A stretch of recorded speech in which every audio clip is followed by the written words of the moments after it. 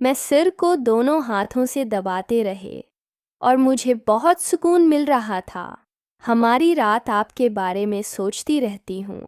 Sir ने मुझे गले लगा लिया और कहने लगे मैं भी यही सोचता हूँ, लेकिन कई दिनों से हिम्मत नहीं हुई कि तुम्हें ये बता सको मेरा नाम सानिया है। मेरी उम्र 20 साल है। मैं कॉलेज में पढ़ती हूँ। मैं लाहौरी में रहती हूँ। मेरी एक बड़ी बहन है, इस वक्त कॉलेज में पढ़ती थी और मैं 10वीं क्लास में पढ़ती थी।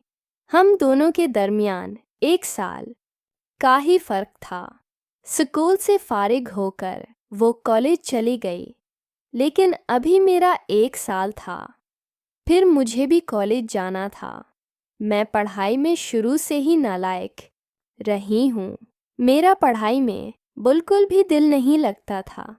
यहाँ पर मैं बताती चलूँ, मेरे अब्बाए एक सरकारी मुलाजिम हैं और मेरी उम्मी भी, और वो चाहते हैं कि मैं भी उनकी तरह पढ़ लिख कर एक अच्छी सी गवर्नमेंट नौकरी करूं।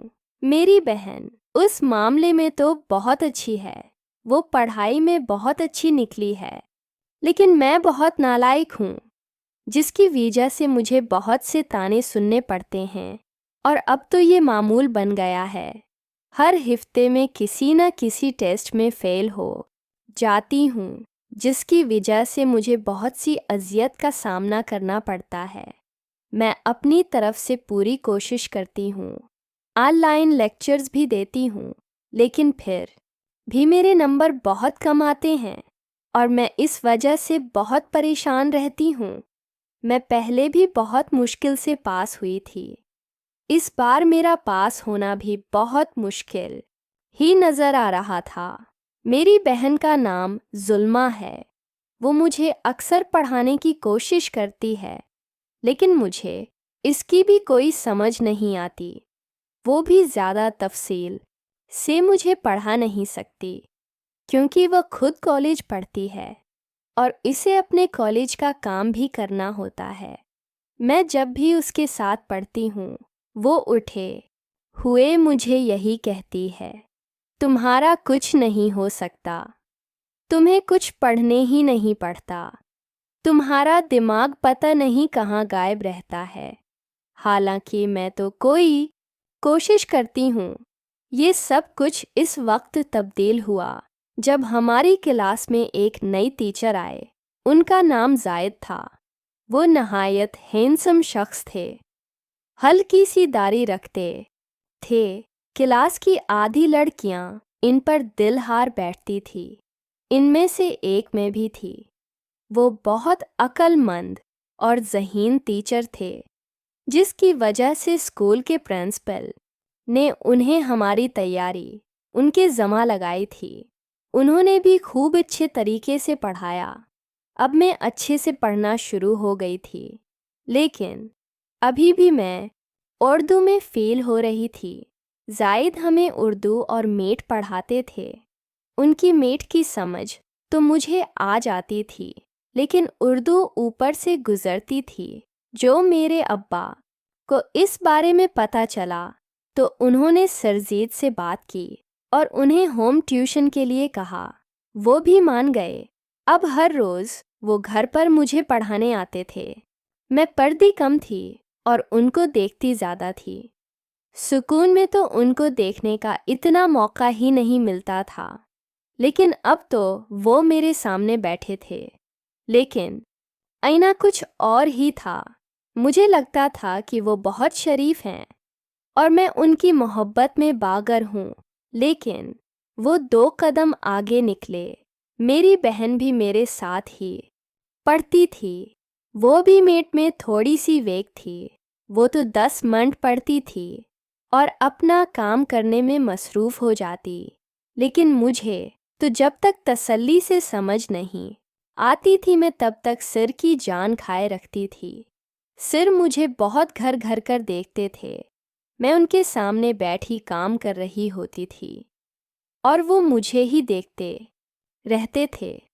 मुझे भी अच्छा लगता था, क्योंकि मैं उनसे मोहब्बत करती थी और मेरी कुछ वक्त के बाद इनसे काफ़ी दोस्ती हो गई क्योंकि स्कूल से भी उन्हीं से पढ़ती थी और रात को भी मेरे घर इनसे काफ़ी गिपशप हो गई थी। एक दिन ऐसा हुआ कि सर आ गए थे और मैं नहा रही थी। जब मैं कपड़े पहनकर बाहर आई तो मैं अलकैसी गीली थी। मैंने अलका सा दौबता लिया और रूम में आ गई। सिर ने मुझे देखते ही कहा, वाओ व्हाट अ ब्यूटी। मैंने यह सुना। मैंने भी अलकैसी मुस्कुराहट दे दी, लेकिन सर तो कुछ और ही सोच रहे थे। खैर, सर ने मुझे मामूल के मुताबिक पढ़ाया।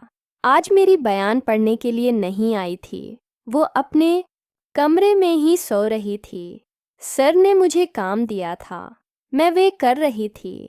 मुझे उसमें से भी भूल रहा था क्योंकि सर ने मुझे 2-3 मरतबा समझा दिया था, लेकिन फिर भी मुझे थोड़ा थोड़ा सा भूल रहा था। और मैं बीच बैठ में सर से पूछ भी रही थी और मुझे डर भी लग रहा था कि सर क्या सोचेंगे कि इतनी ही नालायक है। इसको मैंने 3 दफ़ा बताया है, फिर भी उसे समझ नहीं आई। मैं घबराई हुई थी और मेरे माथे पर थोड़ा सा पसीना आ गया। मैंने अपने बाल भी कंघी नहीं किए थे और मेरे बाल बार बार मेरे माथे पर आ रही थे। सर ने अपने हाथों से मेरे बालों को साइड पर करते हुए कहा, क्यों परेशान हो गई हो? फिर सर मेरे पास आकर बैठ गए और मुझे सब कुछ दोबारा समझाया। मुझे बहुत पसीना आ गया, हालांकि ऐसी चल रहा था, लेकिन भी मुझे गर्मी महसूस हो रही थी। सर ने मेरा हाथ पकड़ते हुए कहा, सानेर रिलैक्स, कोई बात नहीं, तुम परेशान मत हो, कल दोबारा पढ़ लेंगे। सिर ये कहकर चले गए और मैं सारी रात सर के बारे में सोचती रही कि कितने अच्छे हैं।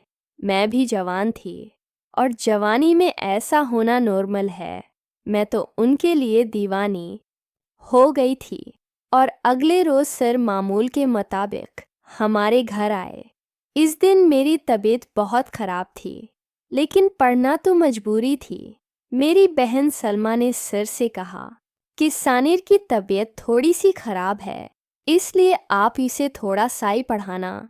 सलमा ने सर से काम का पूछा और अपना बिस्ताव खाकर अपने कमरे में चली गए। कुछ देर तो सब कुछ ठीक हुआ, लेकिन फिर मेरी तबीयत और ज़्यादा ख़राब हो गई। सर मेरे करीब आए और मुझे सीधा लेटने के लिए कहा और मेरा सिर दबाना शुरू कर दिया। मुझे बहुत अच्छा लग रहा था और पता ही न चला कि दर्द कब गायब हो गया। सिर ने मुझसे पूछा कि अब कैसा लग रहा है। मैं तो ठीक हो गई थी, लेकिन मैंने कहा अभी भी थोड़ा थोड़ा दर्द हो रहा है।